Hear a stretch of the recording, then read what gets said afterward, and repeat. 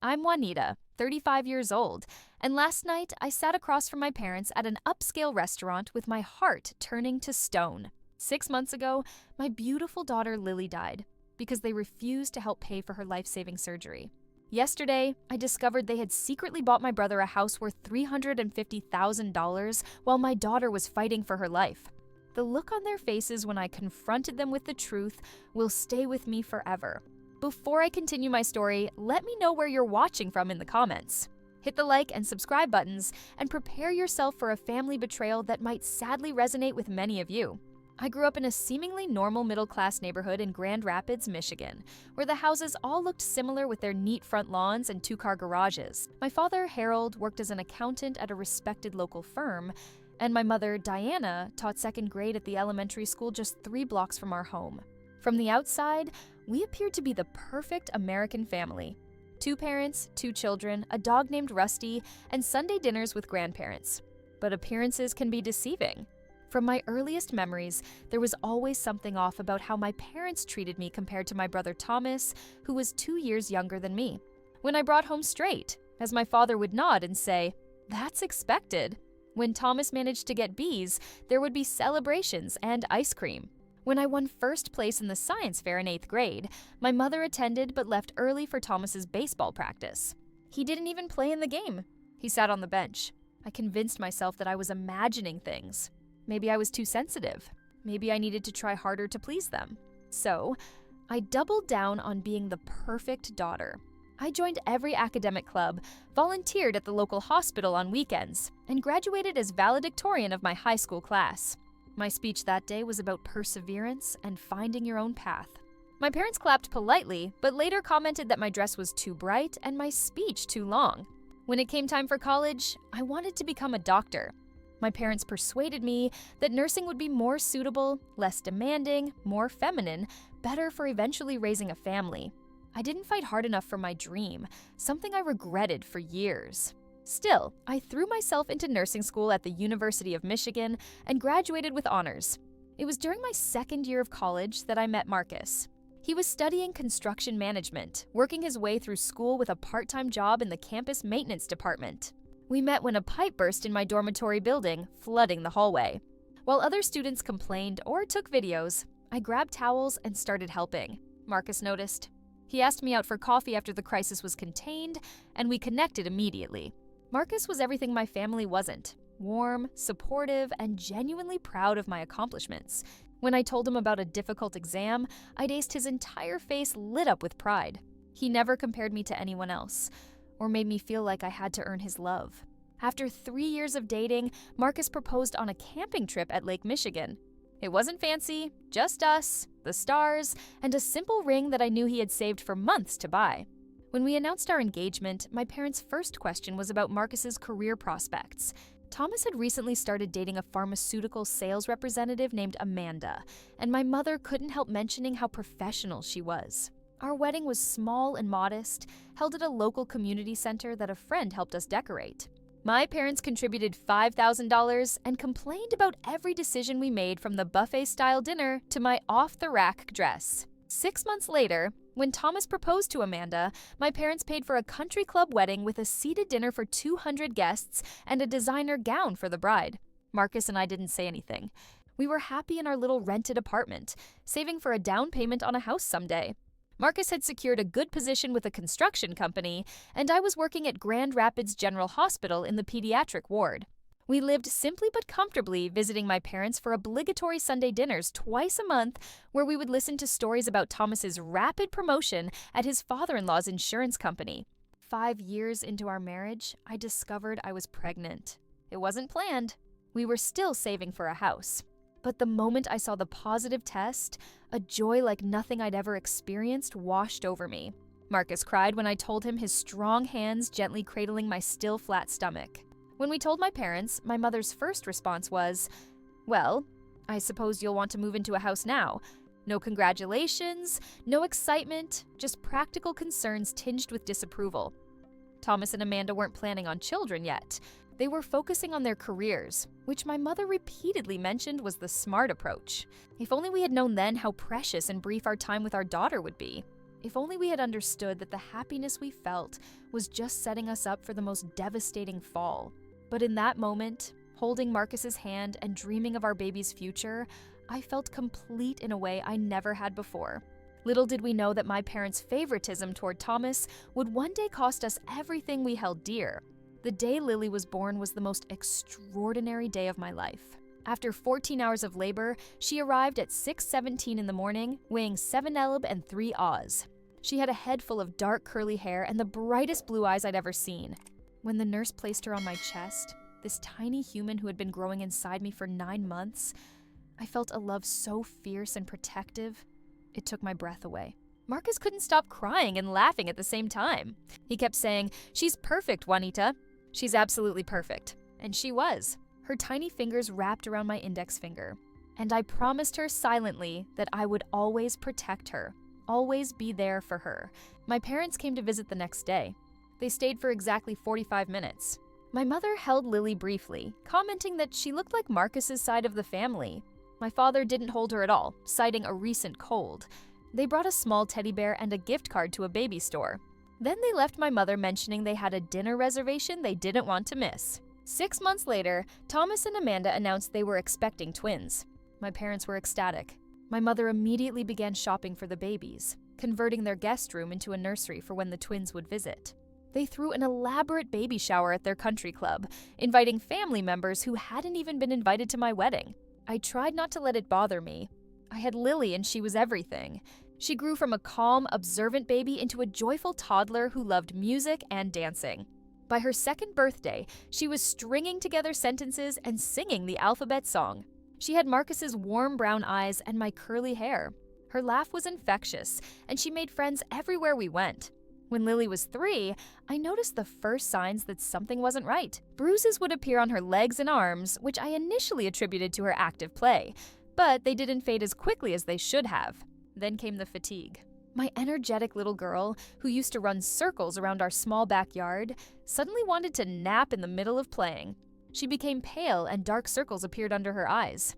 The pediatrician initially suggested iron supplements for potential anemia. When that didn't help, we moved on to more comprehensive blood tests. Each inconclusive result led to another specialist, another test, while Lily grew increasingly tired and frustrated with the constant doctor visits. "Mommy, why do I have to go to the doctor again?" "I just want to play with my friends." She would ask, her small face serious and too mature for her 4 years. "Because we need to make sure you're healthy, sweetheart," I would answer, trying to hide my growing fear. Meanwhile, Thomas's twins were thriving. My parents constantly showed us pictures of their family vacations, their first steps, their preschool graduation. At family gatherings, they would boast about how advanced the twins were, while Lily sat quietly, too tired to join the other children in play. Then came the day that divided my life into before and after. I was at work when I got the call from Lily's preschool. She had collapsed during circle time. By the time I reached the school, an ambulance was already there. The sight of my tiny daughter on a stretcher oxygen mask dwarfing her pale face nearly brought me to my knees. The emergency room was a blur of activity. Doctors ordered test after test while Marcus and I stood helplessly by watching our daughter slip away from us. When the attending physician finally approached us, his grave expression told us everything before he spoke a word. "Your daughter has a rare congenital heart condition," he explained. "It's called trunus arteriosus with ventricular septile defect. Essentially, she has a hole in her heart and her arteries didn't form correctly before birth." I struggled to process his words. I was a nurse. I knew about congenital heart defects, but this couldn't be happening to my Lily. "But she was fine for years," Marcus said, his voice breaking. How could we not have known? The doctor explained that some children with this condition don't show symptoms until the heart comes under stress, usually during a growth spurt or after an illness. Lily had recently recovered from a mild flu, which had likely triggered the deterioration. "She needs surgery," the doctor continued, "a complex procedure that will repair the defects. But I need to be honest with you. Her case is complicated. We don't have the specialists here to perform this type of surgery. She'll need to go to Boston Children's Hospital or Mayo Clinic." As he continued explaining the details, one number stood out starkly: $275,000. That was the estimated cost of the surgery, hospital stay, and subsequent care. Our insurance would cover only a fraction of it, considering the out-of-network specialists required for such a rare condition. As we sat by Lily's hospital bed that night, watching her small chest rise and fall with each assisted breath, the magnitude of what we were facing crashed over us. We needed to find a way to save our daughter, no matter the cost. What we didn't know then was that the help we desperately needed was being deliberately withheld by the people who should have cared the most. The days following Lily's diagnosis were a blur of medical consultations and financial calculations. We met with 3 different specialists who all confirmed the same devastating news without surgery. Lily's heart would continue to deteriorate. The procedure wasn't optional. It was her only chance for survival. The cardiologist at Grand Rapids General explained that truncus arteriosus is a condition where a single blood vessel comes out of the heart instead of 2 separate ones for carrying blood to the lungs and body.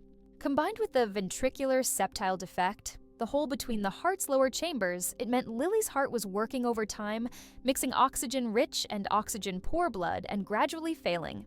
The surgery is complex, Dr. Ramirez explained, showing us diagrams that looked nothing like the heart-shaped valentines Lily loved to draw. We need to close the hole between the ventricles and create a new connection for blood to flow to the lungs. It requires a specialist team with experience in these rare cases. We received a detailed breakdown of the costs, surgeon fees, hospital stay, anesthesia, post-operative care medications, potential complications, follow-up visits. The total came to $275,000. Our insurance would cover only $80,000, leaving us with a $195,000 gap we had no idea how to fill. Marcus and I went into crisis mode. We put our modest house on the market, though the equity wouldn't come close to what we needed. I picked up extra shifts at the hospital, working 16-hour days until my supervisors had to send me home for safety concerns. Marcus took a second job, working nights at a warehouse, coming home just long enough to shower before heading to his construction job. We applied for loans, but our credit limits weren't nearly high enough. We reached out to hospital financial assistance programs and charity organizations, but the wait lists were long and time was something Lily didn't have. The specialists were clear her condition was deteriorating rapidly. We needed the money within 3 months for her to have the best chance at survival. I called my wealthy aunt in California who hadn't spoken to our family in years due to some old disagreement with my father. She expressed sympathy, but explained that her assets were tied up in a messy divorce. She sent $5,000, a generous amount that still felt like a drop in the ocean of what we needed. Marcus's parents had passed away years ago. His father from lung cancer when Marcus was in college, his mother from a stroke shortly after our wedding. There was no help coming from that direction. We started a GoFundMe campaign that raised $28,000 in the first month. An incredible outpouring of support from friends, colleagues, and strangers moved by Lily's story. Local news picked it up and donations increased, but we were still far short of our goal as the second month came to a close. Throughout all this, my parents remained strangely distant. They visited Lily in the hospital, once staying for less than an hour. My mother brought a coloring book, but seemed uncomfortable with the medical equipment surrounding her granddaughter. My father stood by the door, checking his watch repeatedly. It was Marcus who finally said what I had been thinking, but couldn't bring myself to ask. "Wanita, we need to ask your parents for help. They have savings. They own their house outright. They might be able to get a loan with better terms than we can." I knew he was right. Despite years of emotional distance, I had never asked my parents for financial help, but this was their granddaughter's life. Surely they would want to help. I arranged to meet them for lunch without Marcus. I thought they might be more receptive if it was just me.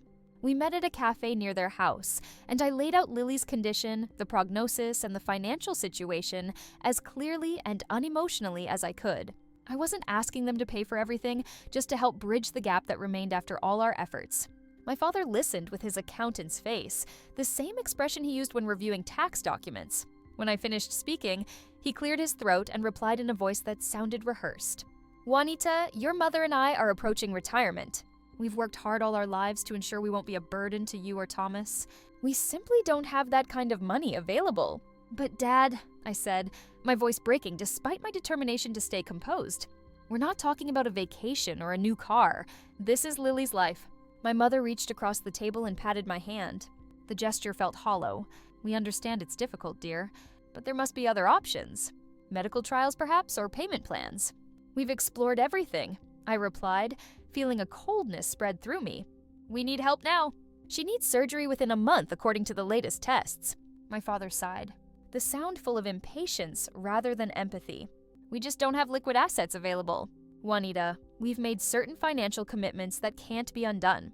I left that lunch with empty hands and a heavier heart. On the drive home, I called Marcus. They said no, I told him, pulling over when tears made it impossible to see the road. They said they don't have the money. That night, Lily asked me a question that still haunts my dreams. "Mommy," she whispered as I tucked her into her hospital bed, her small body swallowed by the white sheets. Why can't the doctors fix my heart now? I promise I'll be brave. I held her hands so tiny in mine and tried to find words that wouldn't frighten her. The doctors are getting everything ready, sweetheart. It takes time to prepare for such an important operation. But why do they have to wait? My heart hurts, Mommy. I had no answer that made sense.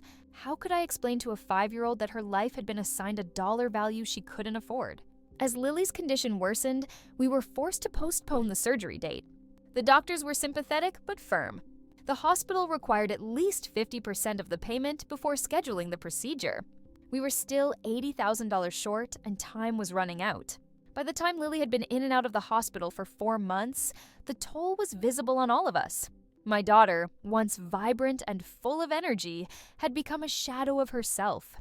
Her skin had taken on a bluish tint, cyanosis.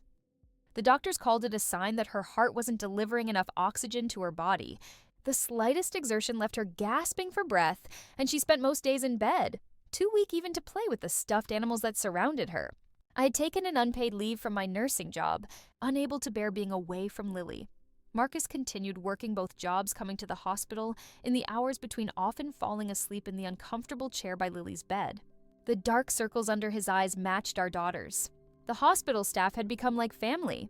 They brought Lily small gifts, a ribbon for her hair, a new coloring book, a battery-operated candle when the real ones weren't allowed. They snuck extra pudding cups onto her meal tray and stopped by even when she wasn't assigned to their care.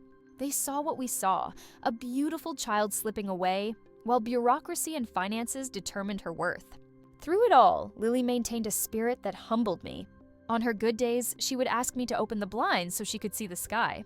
"I'm collecting clouds, Mommy," she explained. "The fluffy ones are my favorite. They look like cotton candy." She named her favorite nurses and developed special handshakes with each of them. She drew pictures for the children in neighboring rooms, asking me to deliver them since she wasn't allowed to leave her bed. Even confined to a hospital room, my daughter found ways to spread joy. My parents called, occasionally asking brief, superficial questions about Lily's condition. They never visited during this period, citing concerns about germs and infection. Meanwhile, they posted pictures on social media of Thomas's twins' birthday party. Their new swings at their first soccer practice? Each image felt like a dagger. One evening, Dr. Ramirez asked to speak with Marcus and me privately. We followed her to a small consultation room, its generic artwork and box of tissues signaling the kind of conversations that happened within these walls. "Lily's latest echocardiogram shows significant deterioration," she said gently. "The medication is no longer effectively managing her condition. Without surgical intervention, very soon her heart will fail." "How soon?" Marcus asked, his voice hollow. "Weeks, not months," she replied. "I know you're still trying to secure funding, but I need you to understand the timeline we're facing." I felt as though I was underwater, her words reaching me through a thick barrier. What if we can't get the money in time? The look she gave me held an unbearable combination of compassion and helplessness. Then we keep her comfortable and manage her symptoms as best we can. That night after Marcus left for his night shift, I crawled into Lily's hospital bed beside her. She was asleep, her breathing labored even with supplemental oxygen. I held her gently, careful not to disturb the monitors and IV lines that had become extensions of her small body. "I'm so sorry, baby," I whispered into her hair. "I'm trying. We're trying so hard." As if she heard me even in sleep, she turned slightly toward me, her head nestling against my shoulder, the way it had when she was an infant. I stayed that way until morning, memorizing the weight of her against me, the smell of her hair, the sound of her breathing. 2 days later, Lily had one of her increasingly rare good days. She asked for her favorite book, Where the Wild Things Are, and I read it to her 3 times, doing all the monster voices that used to make her giggle. She managed a small smile, and it felt like the sun breaking through after months of rain. "Mommy," she said as I closed the book, "if my heart gets fixed, can we go to the beach? I want to build a sandcastle like we did in the picture." She was referring to a photo on my phone from our one-family vacation 2 years earlier, a weekend trip to Lake Michigan where Lily had built her first sandcastle. "Of course we can, sweetheart," I promised, my throat tight. "The biggest sandcastle ever, with shells and flags and everything." She nodded, satisfied, and then said something that broke me completely. "And if my heart doesn't get fixed, that's okay too. I'll be a star and you can still talk to me." I learned later that one of the night nurses had explained death to her using stars as an analogy after Lily had asked why the elderly patient across the hall had stopped coming back.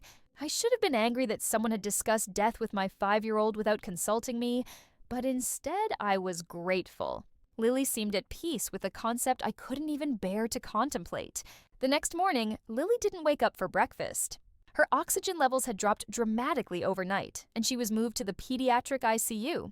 The doctors increased her medication, added another oxygen line, and spoke in hushed tones outside her room. We had raised almost enough money by then, just $30,000 short of what we needed for the surgery. Marcus had found a buyer for his beloved truck. My coworkers had organized a benefit concert for the coming weekend. We were so close, but Lily's heart couldn't wait. On a Tuesday afternoon in October, while rain streaked the hospital windows, her heart stopped beating. The room filled with medical personnel, their voices urgent as they performed CPR on her tiny chest. Marcus and I were ushered into the hallway where we clung to each other, bargaining with any higher power that might be listening. 27 minutes later, Dr. Ramirez emerged from the room. Her scrubs wrinkled her expression, telling us everything before she spoke. "I'm so sorry," she said. "We did everything we could." They led us back into the room to say goodbye. Lily looked peaceful, as if she had simply fallen asleep.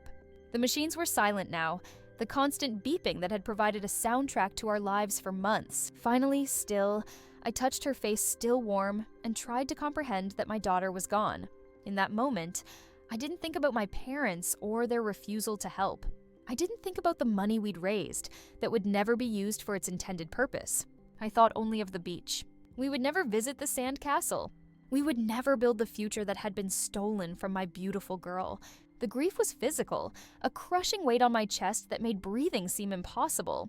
Marcus and I held each other beside our daughter's bed, our tears mingling as we said goodbye to the greatest love we had ever known. We didn't know then that our grief would soon be complicated by rage when we discovered the truth about my parents' finances. We didn't know that Lily's death was not inevitable, that it could have been prevented by the very people who had claimed they couldn't help. We didn't know that 6 months later, I would sit across from them at dinner, ready to shatter the family forever with the truth. The months following Lily's death passed in a gray haze of grief. We went through the motions of living, returning to work, paying bills occasionally, forcing food down when our bodies demanded it. But joy had left our lives when Lily did. The money that had been raised for Lily's surgery, nearly $250,000 by the end, was donated to a foundation for children with congenital heart defects, specifically earmarked for families facing CE, financial barriers to care. It felt like the only meaningful thing we could do with it. Marcus and I grieved differently. He threw himself into physical labor, working longer hours and taking on the most demanding projects at the construction company. He would come home exhausted, his body pushed to its limits, perhaps hoping that physical pain would temporarily eclipse the emotional agony. I, on the other hand, became almost catatonic at times, sitting for hours in Lily's room, surrounded by her toys and clothes that I couldn't bear to pack away. Our marriage strained under the weight of our loss. We weren't angry with each other. We were just lost in our own private hells, unable to reach across the divide. Nights were the worst. We would lie side by side in bed, not touching both, pretending to sleep while silently crying. My parents called occasionally with awkward condolences. They sent a generic flower arrangement to the funeral, but didn't offer to help with arrangements or costs. They attended the service sitting stiffly in the back row, leaving immediately after. Thomas came with Amanda and their twins, who were confused by the concept of death and kept asking loudly when Lily would wake up. I maintained minimal contact with my family in the months that followed. The obligatory Sunday dinners stopped. I called my mother on her birthday and spoke for exactly 7 minutes, answering her questions with as few words as possible. I had no energy for pretending anymore. 6 months after Lily's death, my mother called to insist we attend a family dinner for my father's birthday. I agreed only because Marcus thought it might be a first step toward healing. "We can't avoid them forever," he said gently. and I worry about you being so isolated. So, on a Friday evening in April, we found ourselves at my parents' house for the first time since before Lily's diagnosis. The house looked exactly the same. Pristine furnishings that no one was allowed to touch. Formal dining room that was used only for special occasions. Family photos arranged in perfect symmetry on the mantel. I noticed with a pang that there were several new pictures of Thomas's twins, but none of Lily. Thomas arrived late, Amanda and the twins in tow. The boys were bigger than I remembered, dressed in matching outfits that looked straight out of a catalog. Thomas seemed different too. More confident somehow, more substantial. He hugged me briefly, offering a standard, "How are you holding up?" before turning his attention to our father. During dinner, the conversation revolved around Thomas's work, the twins' preschool achievements, and an upcoming family vacation to Disney World. I pushed food around my plate and answered direct questions with one-word responses. Marcus squeezed my knee under the table occasionally, his silent support the only thing keeping me from walking out. Then Thomas mentioned something that caught my attention. He was complaining about property taxes on the new house and how they were higher than he expected. "What new house?" I asked, interrupting his monologue. It was the first complete sentence I'd spoken all evening. Thomas looked momentarily flustered. "Oh, we moved about 4 months ago. Needed more space for the boys. We're in Forest Hills now." Forest Hills was the most exclusive neighborhood in Grand Rapids, where homes started at $500,000. Thomas was successful in his job at his father-in-law's company, but not that successful. "That's quite a step up," Marcus commented, his tone neutral. "Congratulations." "Thanks," Thomas replied, then quickly changed the subject to the boys' swimming lessons after dinner while helping my mother clear the dishes, an old habit I couldn't break. I overheard my parents talking in the study. I wasn't intentionally eavesdropping. I was walking past with a stack of plates when I heard my father mentioned Thomas's name. The property tax adjustment came through for Thomas's house. My father was saying they reduced it by $3,000, so our gift keeps giving. "That's a relief," my mother replied. Between the house and the boys' private school tuition, I was worried we'd overextended. I froze in the hallway, the dishes suddenly heavy in my hands. "The investments are performing well," my father continued. "We should be able to cover the summer camp and the trip to Europe they want to take next year." "Harold, lower your voice," my mother cautioned. "Wanita and Marcus are still here." I backed away silently, returning to the kitchen in a daze. Marcus looked at me questioningly, noticing my pale face, but I shook my head slightly. "Not here." Later that night, after we'd made our excuses and left as early as we politely could, I told Marcus what I'd overheard. "They bought Thomas a house," I said, my voice shaking. "They're paying for private school for the twins. They're funding their vacations. All while Lily was dying because we couldn't afford her surgery."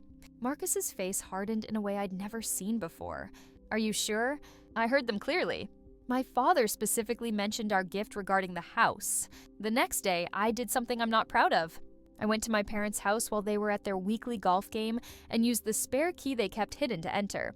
I went straight to my father's study to the filing cabinet, where he had always kept important documents.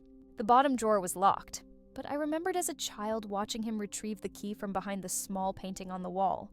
The key was still there. Inside the drawer were folders labeled with Thomas's name. Mortgage documents for a house in Forest Hills. Purchased 6 months earlier private school enrollment forms for the twins' investment accounts in the twins' names. And most damning of all, a copy of a wire transfer for $350,000 to Thomas and Amanda with house down payment in the memo line. The date on the transfer was 2 weeks after I had sat in that cafe begging my parents to help save their granddaughter's life. I took photos of everything with my phone, my hands shaking so badly I had to retake some of the shots. Then I carefully replaced everything exactly as I'd found it and left. That night, I went through the photos with Marcus. The evidence was irrefutable. My parents had lied about not having money available. They had given Thomas enough for a luxury home while refusing to help with Lily's life-saving surgery. $350,000, Marcus said, his voice tight with controlled rage. "That's more than we needed for Lily's entire procedure." "They let her die," I whispered, the full reality crashing down on me. They could have saved her, and they chose not to. The grief that had defined the past 6 months transformed into something else, a cold, clear fury that crystallized my thoughts. I knew exactly what I needed to do. I texted my mother the next morning. "I'd like to take you and Dad to dinner next Friday. Just the 3 of us. "There's something important I need to discuss." She replied almost immediately, "That would be lovely, dear. We've been worried about you. I made reservations at Chandler's, the most expensive restaurant in Grand Rapids, the kind of place where private conversations could be held without neighboring tables overhearing. I wanted them comfortable, unprepared for what was coming. I wanted witnesses to their reaction, people who would remember the night the well-respected Harold and Diana shattered under the weight of their own deception. For the first time since Lily died, I felt something other than numbness. It wasn't healing or peace. It was purpose. They would face what they had done, and they would never be the same. I arrived at Chandler's 15 minutes early, wearing a black dress I hadn't worn since before Lily's illness. The hostess led me to a corner table, partially secluded by a decorative screen, perfect for the conversation I planned to have. I ordered a glass of red wine, but didn't touch it, needing complete clarity for what was to come. My parents arrived exactly on time, as they always did. My father in a navy blazer and gray slacks, my mother in a cream-colored blouse and pearls, their standard dinner attire. They spotted me and approached with cautious smiles, as if unsure what version of me they would encounter tonight. "Wanita, you look lovely," my mother said, leaning in for an air kiss near my cheek. "It's good to see you making an effort again." My father nodded in agreement. "You had us worried for a while there." They settled into their chairs, ordered drinks, and launched into small talk, the unseasonably warm weather, a neighbor's landscaping disaster, my father's upcoming retirement party. I responded with appropriate noises at appropriate times, allowing them to believe this was a normal dinner, a sign that I was moving on, as they had repeatedly suggested I should. When the appetizers arrived, my mother finally asked the question they'd been dancing around. "So, Wanita, what's this important matter you wanted to discuss? Are you and Marcus thinking of trying for another baby?" The casualness with which she replaced my dead daughter sent a surge of rage through me, but I maintained my composure. "This wasn't the moment yet. Actually," I said, taking a small sip of water, "I wanted to ask about Thomas's new house. It's in Forest Hills, right? Beautiful neighborhood." A flicker of unease crossed my father's face. "Yes, they found a nice place there. Growing family needs space." I nodded thoughtfully. "It must have been expensive. Forest Hills properties start around $500,000, don't they?" My mother glanced at my father before answering, "I believe so. Thomas has done well at the firm." "He has," I agreed, though I was surprised they could afford it on his salary. "Amanda stopped working when the twins were born, right?" My father's jaw tightened slightly. "They're careful with money." "That's admirable," I said, "especially with the private school tuition for the twins. Brookfield Academy costs, $20,000 per year per child." The unease on their faces deepened. My mother attempted to redirect the conversation. "The school has an excellent reputation. The boys are very bright." "I'm sure they are," I replied. "Thomas mentioned they're going to Disney World soon too, and there's talk of Europe next year. Sounds wonderful." My father set down his fork with a slight clatter. "Wanita, is there a point to these questions?" I smiled. Not a warm smile, but one that didn't reach my eyes. "I'm just trying to understand the family finances. It's interesting to me that Thomas and his family enjoy such privilege. If this is about money," my father began his tone shifting to the one he used when he thought someone was being unreasonable. "Everyone makes their own choices.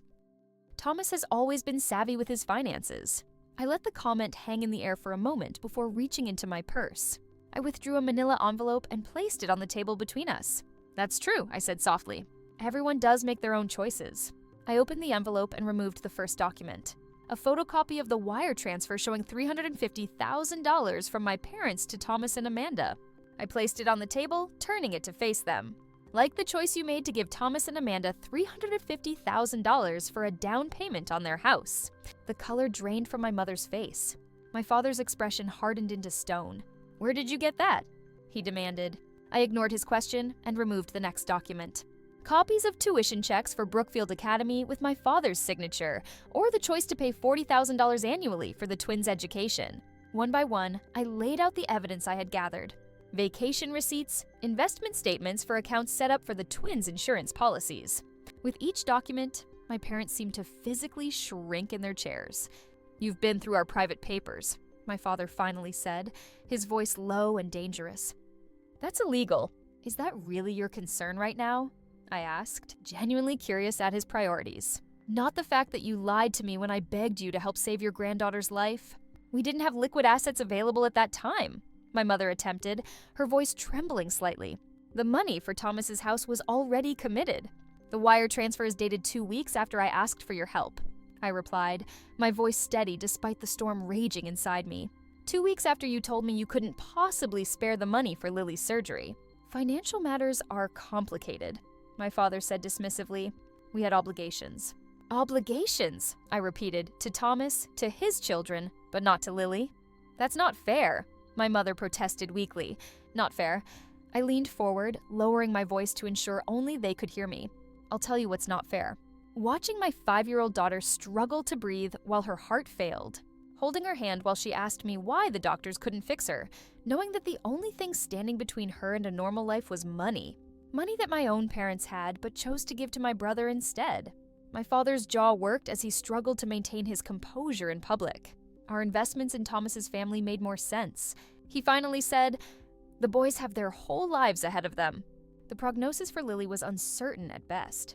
The casual cruelty of his statement stunned me into momentary silence. My mother must have recognized the dangerous territory because she quickly added, "We didn't think Lily's situation was that serious." You always were prone to dramatics, Wanita. That was when I reached into my purse one final time and withdrew Lily's favorite stuffed animal, a small, well-loved rabbit she had named Hoppy. I placed it gently on the table between us. This was in Lily's arms when she died. I said, my voice now a whisper. She was holding it when her heart stopped beating, when the doctors tried to resuscitate her for 27 minutes before pronouncing her dead. While you were writing checks for Thomas's down payment, your granddaughter was dying, a death that could have been prevented with the money you claimed you didn't have. I looked from my father to my mother, meeting their eyes directly. You didn't just fail to help. You made a deliberate choice that valued Thomas's children's private education over Lily's life. You decided my daughter wasn't worth saving. My mother began to cry quiet tears that streaked her makeup. My father sat rigid, his face a mask. "What do you want from us now?" he finally asked. "Money? Is that what this is about?" I almost laughed at the absurdity of his question. "No, Dad. No amount of money will bring Lily back. I want you to live with what you've done. I want you to see her face every time you visit Thomas's house. I want you to hear her voice every time you write a check for the twins' education. I want you to feel the weight of your choice every single day for the rest of your lives." I stood up, leaving Hoppy on the table. "I've had DNA tests done for Marcus and myself. We're donating our organs and tissue to children with congenital heart conditions. It's too late for our daughter, but maybe we can help someone else's child. That's the difference between us. I couldn't save my own daughter, but I'll try to help others. You could have saved your granddaughter, and you chose not to." I gathered my purse and the envelope of evidence. I've left copies of all these documents with my lawyer. I've also written a detailed account of what happened. If anything happens to Marcus or me, if you try to interfere in our lives in any way, that information becomes public. Everyone will know exactly who you are and what you did. My mother reached for my arm. "Wanita, please, we can talk about this. We can find a way forward." I gently removed her hand. "There is no way forward. Not for us. You're not my parents anymore. You're just the people who let my daughter die." As I walked away from the table, I heard my father call my name once. I didn't turn around. I had said everything I needed to say. The family I had known, the one I had spent my life trying to please, was shattered beyond repair. And for the first time since Lily died, I felt a strange sense of peace amidst the pain. The walk from the restaurant to my car felt like crossing a threshold into a new life. My hands weren't shaking anymore. My vision was clear. The weight on my chest hadn't disappeared, but it had transformed from a crushing boulder to something I could carry. My phone started ringing before I even reached home. First, my mother, then my father, then my mother again. I silenced it without answering. When I walked through our front door, Marcus was waiting, concern etched on his face. "How did it go?" he asked, pulling me into a hug. "Exactly as it needed to," I replied, melting into his embrace. "It's done." That night, we slept wrapped around each other for the first time in months. No solutions had been found. No miracle healing had occurred, but something had shifted. We were facing our grief together again, rather than suffering in parallel isolation. The calls from my parents continued for weeks. Voicemails ranged from tearful apologies to angry defensiveness to bargaining. I deleted them all without listening past the first few seconds. Eventually, they started showing up at our house at my workplace. I was prepared. I had already informed hospital security and our neighbors about the situation, requesting they not be allowed access.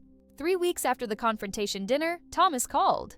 I almost didn't answer, assuming he was acting as my parents' proxy, but curiosity won out. "Wanita," he said when I picked up his voice, uncharacteristically hesitant. "We need to talk." We met at a neutral location, a coffee shop downtown. Thomas looked different, diminished, somehow less confident than the brother who had always taken center stage in our family dynamic. Mom and Dad told me what happened. He began after we'd gotten our drinks, about the money for the house, about Lily's surgery. I waited, saying nothing, forcing him to continue. "I didn't know," he said, running a hand through his hair. "I swear to you, I didn't know about Lily needing surgery. They never told me how serious it was. They said she had a heart murmur that the doctors were monitoring. I had no idea she needed life-saving surgery. Part of me wanted to believe him. Another part didn't care. Would it have made a difference if you had known?" I asked. He looked down at his untouched coffee. "I'd like to think so. The house, the schools, none of that is worth a child's life, especially not my niece.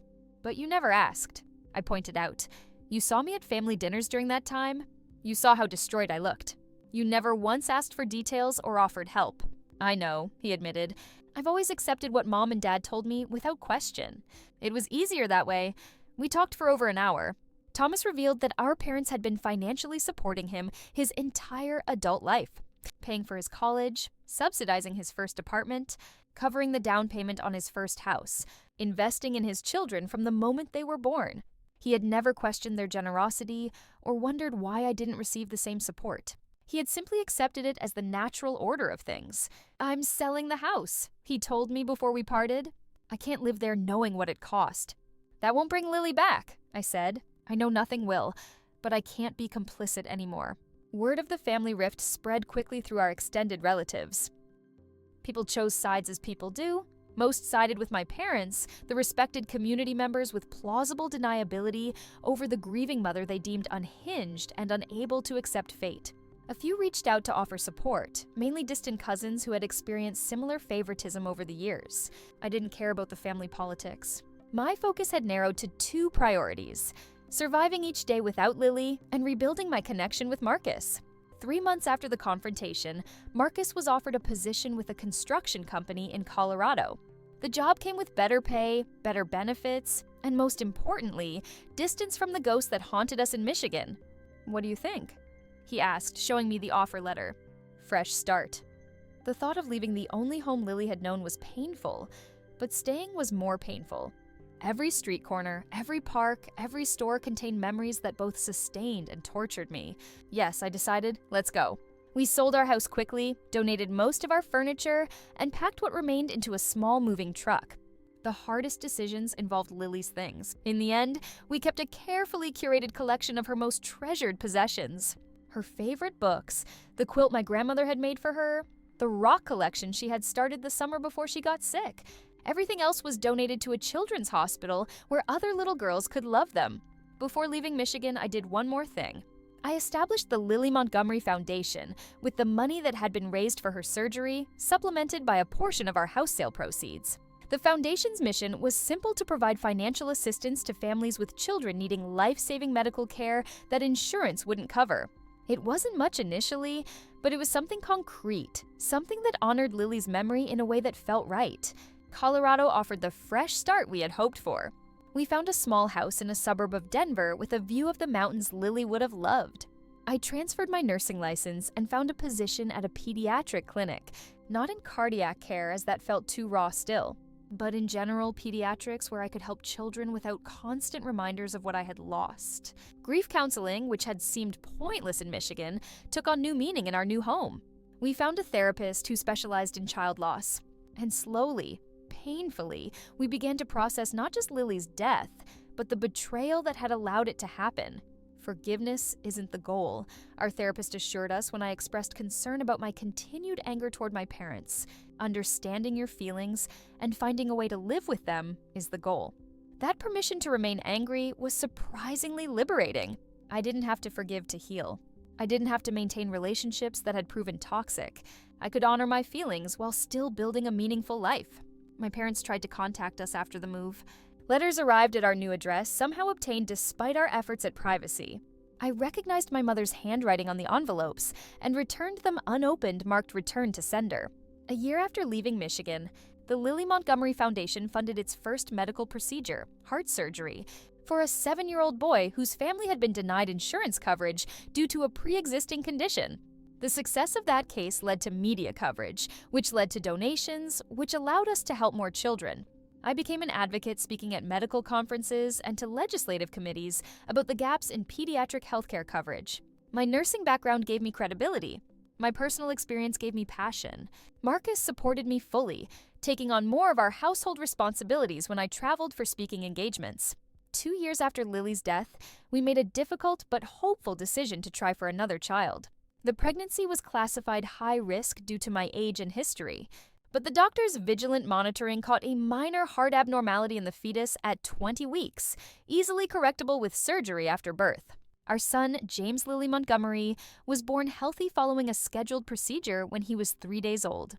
James doesn't replace Lily. No child could ever replace another. He is his own person with his own personality and place in our hearts. We tell him about his big sister, show him pictures, and celebrate her birthday each year by releasing biodegradable lanterns into the night sky. He knows he is loved for himself, not as a substitute. My brother Thomas eventually divorced. Amanda sold the house and moved to Seattle. We exchanged Christmas cards and occasional texts. It's not forgiveness, but it's acknowledgement. He makes regular anonymous donations to the foundation. I know it's him from the specific amounts that always include Lily's birth date in the figures. As for my parents, I received news last month that my father had suffered a severe stroke. My mother's message asked me to come home, suggesting this might be our last chance for reconciliation. I considered it briefly, then declined. The bridges weren't just burned.